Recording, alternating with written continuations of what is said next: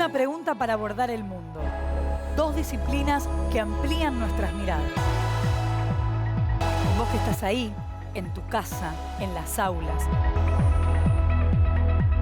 Porque saber es sentir y sentir es aprender. Nosotros seguimos educando.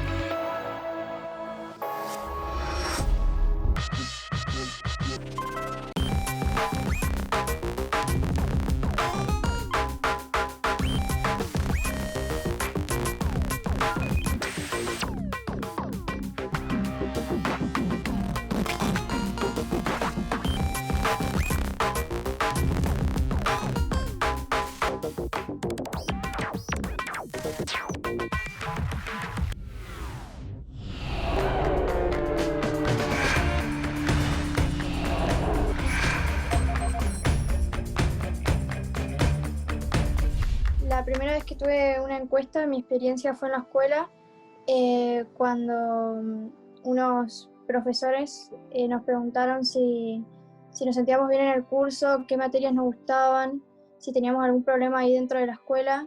En mi colegio me tocaron responder varias encuestas sobre diversos temas, sobre todo de la materia de biología, o también, sobre todo de biología, por el tema de adicciones o trastornos alimenticios, y también realicé encuestas para un trabajo de ética. La encuesta que yo haría en mi barrio sería para saber qué cantidad de chicos asisten a la escuela primaria y qué opinan los padres sobre las clases virtuales.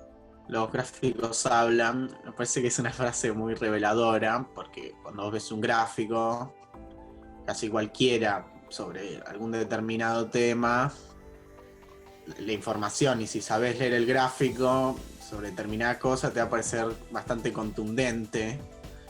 La estadística es una ciencia que utiliza métodos para recoger, organizar y analizar datos para obtener resultados válidos sobre la realidad. Que se hacen para estudiar la situación de determinada cosa que se quiere estudiar, ¿no? No, la verdad que no tengo ni idea de lo que es una estadística. Si yo tendría que hacer una encuesta acá en mi barrio, me gustaría preguntar sobre si les gustaría que asfalten la calle, porque vivo en una calle que es de tierra. Una estadística es una rama de la matemática que se encarga de recabar datos por medio de encuestas o censos, después los analiza, los estudia, los agrupa y se encarga de después llegar a una conclusión y poder representarlo por medio de hechos gráficos o otros medios. La pandemia del COVID-19 nos cambió la vida a todos y todas y tuvimos que aprender muchas cosas. Una de ellas fue la lectura e interpretación de datos, estadísticas y gráficos. Pero, ¿cómo hacemos para leer e interpretar un gráfico matemático en relación a temas como el COVID? Y por otro lado, cuando vemos en un medio de comunicación un gráfico relacionado con la pandemia, ¿cómo se puede identificar el recorte conceptual que hay detrás? Los gráficos de datos estadísticos son un gran elemento para analizar distintas esferas de la realidad desde las disciplinas sociales. La lectura e interpretación de estadísticas implica una reflexión individual y colectiva, dado que los números no nos dicen nada por sí solos, sino que tenemos que hacerlos hablar, considerando el contexto. Hacer hablar a los números no es una tarea sencilla. Debe hacerse con paciencia y con criterio. Una buena manera de posicionarse ante un gráfico es identificar a qué dimensiones de la realidad hace referencia. En el caso del COVID-19, por ejemplo, podríamos preguntarnos, ¿qué nos muestra este gráfico? ¿Tiene dimensión temporal? ¿Nos marca la evolución del número de infectados en relación al tiempo transcurrido desde el primer caso? ¿Ese gráfico está presentando la cantidad de contagiados de cada provincia? ¿Da cuenta de las camas de terapia ocupadas en el sistema de salud de nuestro país? ¿Qué otras variables de la pandemia está poniendo en juego? En las ciencias sociales existe un método que se denomina análisis comparativo. Se trata de un procedimiento sistemático y ordenado para examinar relaciones, semejanzas y diferencias entre dos o más objetos o fenómenos. Esto tiene la intención de llegar a determinadas conclusiones.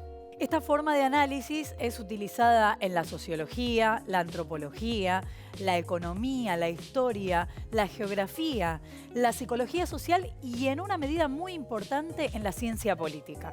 Un análisis estadístico comparativo de cierta profundidad debe buscar causas y tratar también de plantear hipótesis.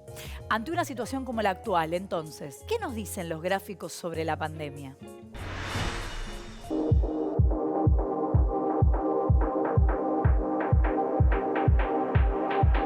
La recopilación de datos tiene una larga historia. En el antiguo Egipto, hacia el año 3050 a.C., los faraones ya sistematizaban datos sobre la población y la riqueza del país. Según el historiador griego Heródoto, ese registro se hizo con el propósito de preparar la construcción de las pirámides. En el mismo Egipto, el faraón Ramsés II hizo un censo de las tierras con el objetivo de verificar una nueva manera de repartirlas. Hacia el año 3000 a.C., los babilonios ya usaban pequeñas tablas de arcilla para registrar datos sobre su producción agrícola y sobre las prácticas de trueque. En China ya había registros numéricos y estadísticos antes del año 2000 a.C. Los griegos, hace 2500 años, ya hacían censo con fines tributarios, sociales y militares. Pero fueron los romanos quienes mejor utilizaron los recursos que hoy definimos como estadísticos. Cada 5 años hacían censo de población y los funcionarios públicos tenían la obligación de anotar nacimientos, defunciones y matrimonios. También tenían que hacer un recuento periódico del ganado y de las riquezas contenidas en las tierras conquistadas. Durante los 1000 años posteriores a la caída del Imperio Romano en Europa, se perdió el interés por los registros masivos de datos estadísticos, pero existieron excepciones, como los datos compilados por Carlomagno y los censos de siervos en Francia durante el siglo IX o bien el Domesday Book, un gran censo efectuado a pedido de Guillermo el Conquistador en la Edad Media. Entre los siglos XV y XVII, hombres destacados como Leonardo da Vinci, Nicolás Copérnico, Galileo Galilei, Francis Bacon y René Descartes hicieron grandes mediciones basadas en el método científico. En el transcurso de la Edad Moderna, la cantidad de datos estadísticos creció exponencialmente. Durante el siglo XVIII empieza el auge de la estadística descriptiva en asuntos sociales y económicos. A comienzos del siglo XIX se asentaron las bases de la probabilidad como rama del conocimiento, con los trabajos de Joseph-Louis Lagrange, Pierre-Simon de Laplace, Carl Friedrich Gauss y Simon Denis Poisson. En el siglo XX, Ronald Arnold Fisher se convierte en una de las figuras más influyentes de la estadística.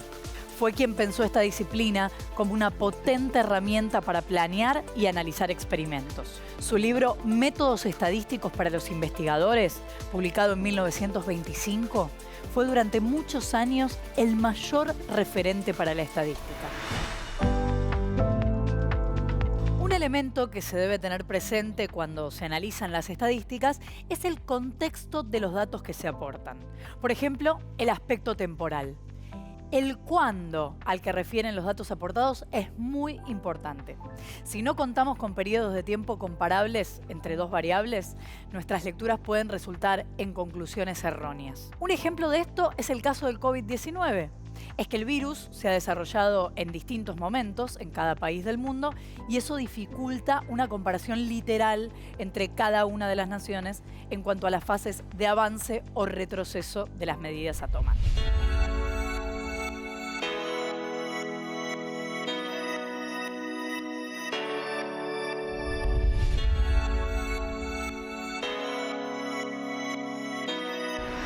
Hola chicos y chicas, ¿cómo están? Bueno, gracias por esta invitación.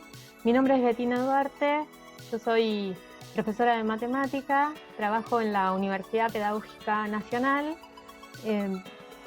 pensando con otros docentes cómo enseñar matemáticas.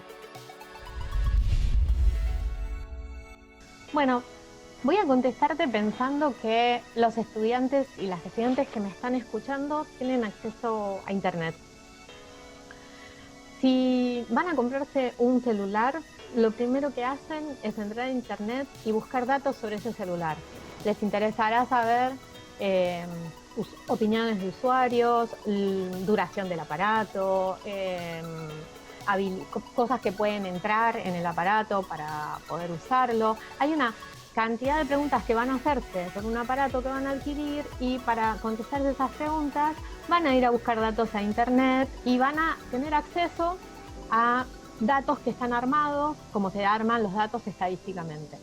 Si van a irse de vacaciones y quieren armar un recorrido propio, van a buscar lugares, van a ver cuál es la opinión de los viajeros, sobre los hoteles que puedan usar, sobre las casas a donde puedan ir, intercambios estudiantiles. Cualquier viaje te hace buscar datos en Internet. Y si vas a pensar qué carrera querés estudiar cuando termines el secundario, vas a entrar y vas a buscar datos sobre universidades, estudiantes, carreras, vas a proyectarte a largo plazo, vas a querer saber qué tipos de trabajos vas a poder acceder. Toda esa información te hace mirar datos. Bueno, la interpretación de gráficos es una pequeña puerta de entrada a la estadística. En lo personal, a mí me gustan los gráficos que me sorprenden y que me resultan antiintuitivos para lo que yo esperaba. Me imagino que a los y las chicas les debe pasar lo mismo. Y sobre estos gráficos, lo que resulta interesante y es parte de lo que nosotros podemos aprender es a hacernos preguntas. Sabemos que la información no se puede explicar entera, no se pueden traer todos los datos. Y un gráfico tiene la particularidad de permitirnos, con una mirada, tener una cierta interpretación de aquello que pasa, una parte. Pero para poder entrar en eso que el gráfico me está trayendo, yo tengo que poder hacerme preguntas. Y hacerme preguntas es hacerle preguntas al gráfico. Partamos que, como venimos diciendo, las estadísticas, los grandes volúmenes de datos nos rodean. Y esos datos y esas estadísticas son utilizadas para convencernos de tomar decisiones. Así que me parece que cuando los y las chicas en la escuela secundaria están interesados por hablar de temas que les afectan, que les interesan, que los movilizan, como la violencia familiar, como el tema del aborto, como el consumo de alcohol y las consecuencias presentes y futuras, ahí tenemos una gran oportunidad para aprender a usar la estadística. Usos múltiples si pensamos todas las cosas que venimos diciendo. Si pensamos en la necesidad de recurrir a las estadísticas para salir de vacaciones, para adquirir objetos, también para decidir qué probabilidad tiene un tratamiento médico de dar en la tecla o no, y qué riesgos asumimos cuando llevamos adelante algún tipo de tratamiento médico. Me parece que mientras la información esté alrededor nuestro y los datos viajen junto con nosotros, el uso que los y las chicas puedan darle a la estadística es el uso que todos los adultos podemos darle a la estadística. En algunos países las estadísticas están menos desarrolladas, y también es cierto que en algunos países donde las estadísticas están muy desarrolladas, no por ello resultan igualmente confiables.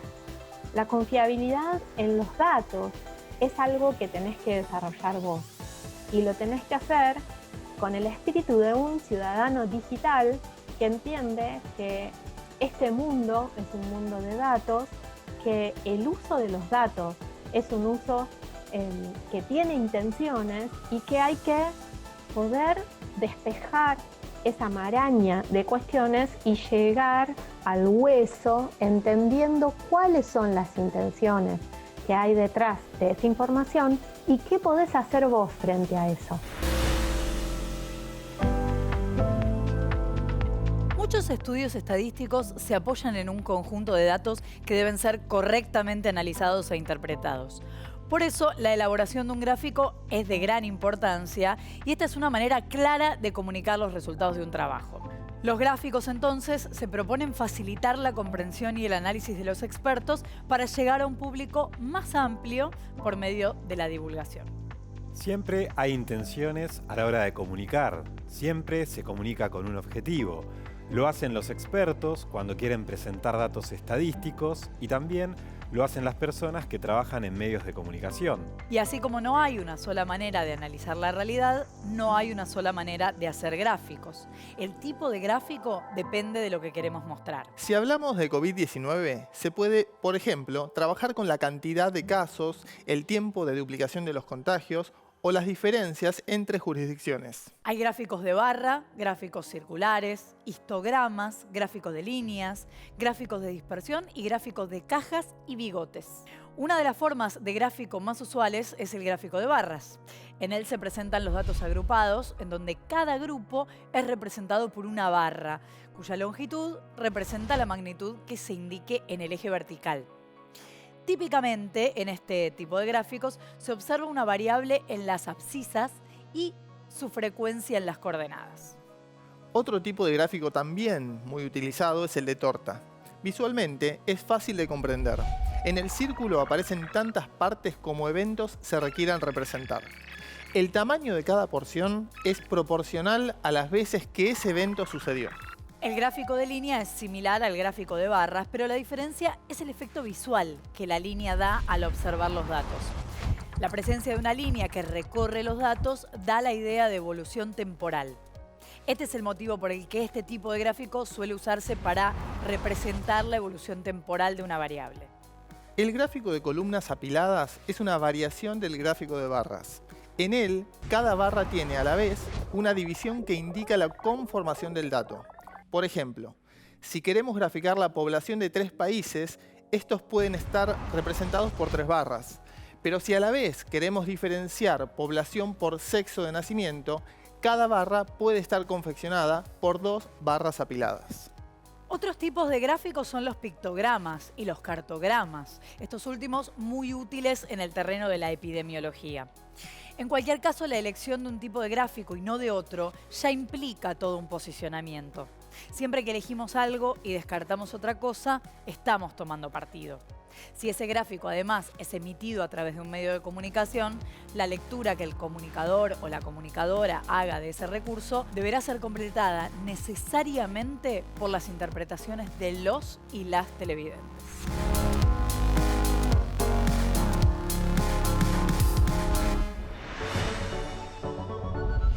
Uno busca representar información en gráficos justamente para que la persona que lo va a leer entienda mejor, más fácil, de manera más simple, qué información relevante tienen esos números.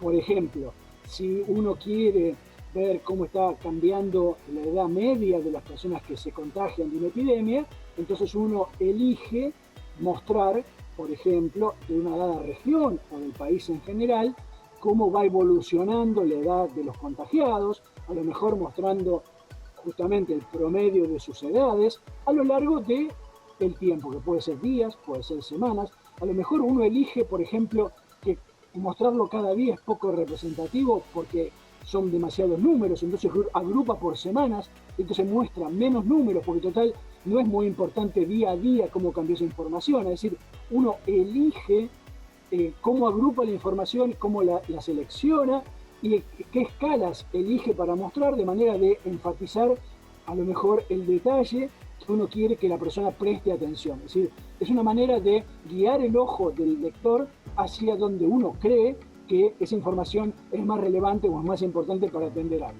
Bueno, cuando armo gráficos, obviamente trato de mezclar Una parte de la cual conozco más, porque fui docente universitario, soy docente universitario de hace muchos años, y es mi experiencia de cómo el que va a mirar el gráfico le presta atención, qué es lo que lee, qué es lo que le interesa. Es decir, una parte es el contenido en sí mismo del gráfico, y otra parte, que no es mi formación personal, que sería la parte de diseño, más diseño gráfico, porque hay una parte importante en el gráfico, y es que el gráfico se vea además no solo desde el punto de vista de la información sustancioso, sino que se vea atractivo para la persona. Hay un equilibrio entre que el gráfico sea agradable a la vista, que llame la atención, que atraiga la atención de la persona que lo va a mirar, pero a su vez que ponga la atención en lo importante que son los datos y no que se pierda en la forma del gráfico.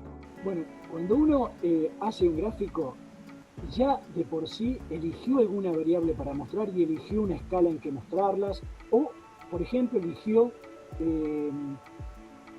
comparaciones para hacer que ponen el mismo gráfico. Por ejemplo, comparar datos de casos de una provincia con otra. Bueno, eso ya implicó un recorte de la realidad. Es decir, que aunque los datos estén bien y aunque estén bien volcados, siempre hay una cierta subjetividad.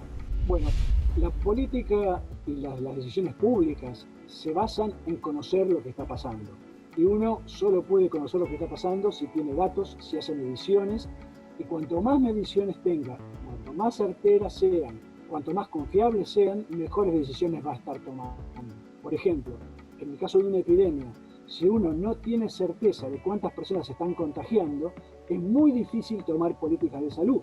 Uno podría de repente estar encontrándose con que los hospitales se saturaron y no entender por qué pasó eso, porque no sabía cuántas personas se estaban muriendo, cuántas personas no estaban cumpliendo con las condiciones mejores para cuidarse, distintas variables que pueden estar afectando.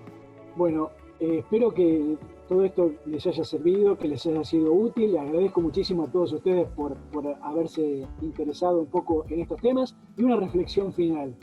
En particular, en el caso de la epidemia, estamos en presencia de un tipo de comportamiento matemático muy particular que es muy poco intuitivo porque no lo vemos normalmente en nuestra vida diaria, y es un fenómeno que tiene un crecimiento exponencial. Exponencial a veces uno puede pensar que tiene que ver con un sinónimo de que es algo rápido.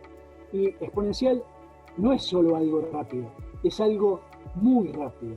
Y tenemos que tener conciencia de esta peligrosidad, de que si los casos crecen exponencialmente, no hay sistema de salud que alcance, no hay médicos que alcancen, porque los médicos no van a crecer exponencialmente, son los que hay, son los que hemos podido formar. Entonces tenemos que tener cuidado justamente de tratar de no llegar a situaciones de crecimiento exponencial violento, porque entonces toda la situación se hace muy complicada. Hasta acá vimos cómo ordenar distintas informaciones en forma de gráfico. Ahora vamos a aprender a hacer uno en particular. Para eso, pensemos en un ejemplo. Pensemos en una ciudad X, en la que hay 4 escuelas. En cada una de ellas hay primaria y secundaria. Tenemos los números de cantidad de estudiantes en cada uno de los niveles en cada una de las escuelas. En la primera escuela, en la primaria, hay 153 estudiantes y en la secundaria 220. En la escuela número 2 hay 120 estudiantes en la primaria y 206 en la secundaria. En la escuela número 3 hay 150 estudiantes en la primaria y 100 en la secundaria. En la escuela número 4 hay 202 estudiantes en la primaria y 120 en la secundaria. Con estos datos quedó confeccionada una tabla en la que tenemos columnas correspondientes a cada una de las escuelas y filas correspondientes a primaria y secundaria. Vamos a confeccionar un gráfico de barras apiladas. Esto es, en el eje horizontal, lo que usualmente llamamos eje X, vamos a interpretar a cada una de las escuelas. Es decir, van a haber 4 datos: escuela 1, escuela 2, escuela 3 y escuela 4. En el eje vertical indicaremos la cantidad de estudiantes. Cada una de las escuelas estará interpretada por una barra. La altura de esa barra representará la cantidad de estudiantes de esa escuela. Y a la vez esa barra estará dividida en dos partes, indicadas con diferentes colores. Cada uno de esos colores indicará la cantidad de estudiantes en cada uno de los niveles, primaria y secundaria. Tener toda la información sistematizada en un gráfico con estas características nos brinda alguna información que solo mirando los números es difícil de obtener. Por ejemplo, es claro que en la escuela 1 hay más estudiantes que en las demás, y también es claro que en la escuela 3 hay muchos menos estudiantes. También es bueno porque uno puede visualizar la relación que hay entre cantidad de estudiantes de la escuela secundaria y los de la escuela primaria. Acabamos de aprender cómo hacer un gráfico de barras apiladas.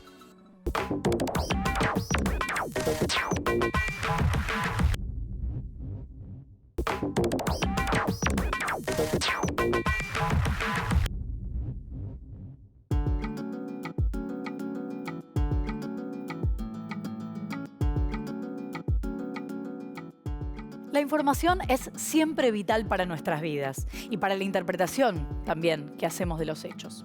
En momentos como este, en el que el mundo está viviendo una pandemia que altera las costumbres y la vida cotidiana, la interpretación de esa información es más central todavía.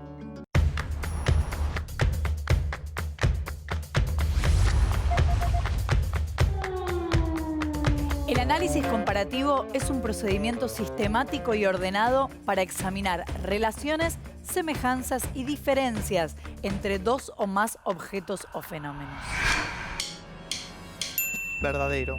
El análisis comparativo tiene la intención de llegar a determinadas conclusiones que puedan ser utilizadas en la sociología, la antropología, la economía y otras disciplinas. La primera civilización en usar estadísticas fue la de los griegos antiguos. Falso.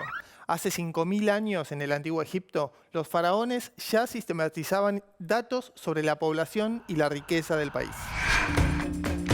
Una de las formas de gráfico más usuales es el gráfico de barras. Verdadero. El gráfico de barras presenta datos agrupados y cada grupo es representado por una barra, cuya longitud representa la magnitud que se indique en el eje vertical. Los romanos fueron quienes más utilizaron los recursos estadísticos. Verdadero. Cada 5 años, los romanos hacían un censo de población y los funcionarios públicos tenían la obligación de anotar nacimientos, defunciones y matrimonios. Además, llevaban un recuento periódico del ganado y de las riquezas que había en las tierras conquistadas. Todos los gráficos nos hablan.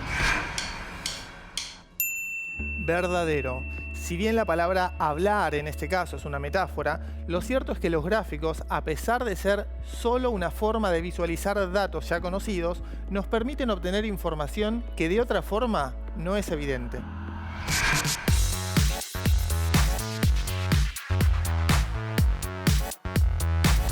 ¿Qué es un censo? Un censo no es solamente el conteo de la población, sino que es una movilización de la sociedad para conocerse a sí misma. Se caracterizan por contar frente a otras estadísticas con 3 características que los hacen únicos.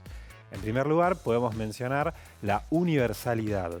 Se busca relevar o abarcar en el censo a todos los habitantes de la nación y esto tiene además implicancias políticas porque esa información se usa para definir la cantidad de miembros del poder legislativo. Podemos hablar también de una simultaneidad. Se evalúan múltiples aspectos de la vida cotidiana como el nivel de estudio, las formas de trabajo y la situación laboral o los aspectos materiales de la vivienda. Y por otra parte, podemos decir que los censos se caracterizan por una periodicidad. Esto significa que se hacen a un intervalo regular, cada 10 años, los años terminados en 0, ¿sí? Nuestro último censo fue realizado en el año 2010 y este año, en 2020, debería de hacerse un nuevo censo, pero por la situación que conocemos de pandemia por COVID, lo más probable es que no se lo realice. Por otra parte, realizar un censo requiere de mucho trabajo previo. Por una parte hay que elaborar la cédula censal y eso compromete el trabajo de múltiples especialistas en una operatoria siempre monitoreada por el INDEC, Instituto Nacional de Estadísticas y Censos. Por otra parte, también hay que realizar promoción para que los y las habitantes de nuestro país sepan que se va a llevar a cabo y reciban al censista. Y luego se abre otra etapa posterior, que es la de procesar los datos para finalmente darlos a conocer. El primer censo fue realizado en 1869 en nuestro país, bajo la presidencia de Domingo Faustino Sarmiento, y cuando se buscaba, justamente como en otros países del mundo, tener datos concretos para conocer a la población y actuar sobre ella. Recién, a mediados del siglo XX, es que se empezó a regularizar la frecuencia cada 10 años. ¿De qué manera influyen las estadísticas en nuestra actitud ante lo que estamos viviendo? ¿Es lo mismo empezar el día sabiendo que hubo muchos contagios por COVID-19 que empezarlo con la información de que los casos bajaron? ¿Y es lo mismo un dato recibido a través de un medio de comunicación o a través de otro? Los medios de comunicación, así como las personas que los consumen, tienen su propia mirada del mundo y en ese sentido también construyen una realidad posible, aun cuando esa construcción sea a partir de datos o estadísticas. Yo no confío sobre todo en los datos de redes sociales o de sitios no oficiales, por eso toda la información para asegurarme la busco en lugares como la Organización Mundial de la Salud, o para ser más precisa de acá, en el gobierno de Argentina, que creo que es argentina.gov.ar. Bueno, en casa veo a través de la televisión, de los noticieros. Mi abuela escucha la radio del pueblo, me cuenta. Yo veo las noticias, las noticias.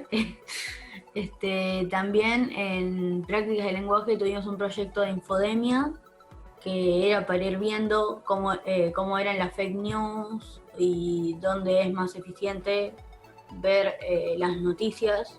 Lo busco en internet y no me meto en la primera página que veo. Yo entro a páginas del Ministerio de Salud o de algún otro ministerio de otro país, de algún instituto, y compruebo si es verdad ese dato.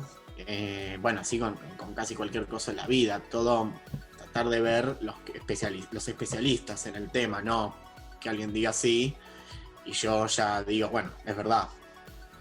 Porque, por ejemplo, una cadena de WhatsApp que me dice que se va a cerrar WhatsApp para todos los teléfonos de Samsung, no es en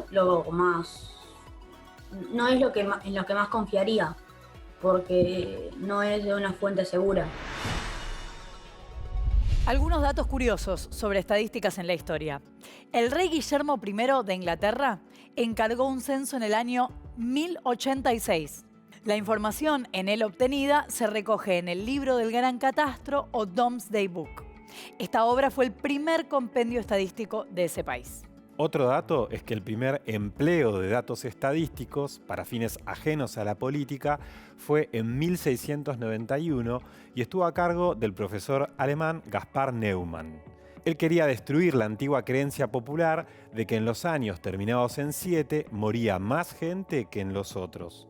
Revisó miles de partidas de defunción de su ciudad con mucha paciencia y así pudo demostrar que en los años 7 no fallecían más personas que en los demás. Los procedimientos de Neumann sirvieron de base para las tablas de mortalidad que hoy utilizan todas las compañías de seguros. ¿Qué tal? En la actualidad, la estadística se ha convertido en un método efectivo para estudiar con más precisión los valores de datos económicos, políticos, sociales, biológicos y físicos. En este sentido, se trata de una gran herramienta para relacionar y analizar esos datos. El trabajo del experto estadístico no consiste solamente en reunir y organizar los datos, sino sobre todo en interpretar esa información. La tarea de quienes trabajan en los medios de comunicación, entonces, es fundamental para que los gráficos y las estadísticas sean correctamente transmitidos al público. Del mismo modo, los y las estudiantes tienen la tarea de analizar de manera crítica los gráficos que les son mostrados, tanto en el aula como en los medios. Aún en tiempos de pandemia hay que estar atentos y atentas para que esos datos sean, a nuestra vista, más transparentes.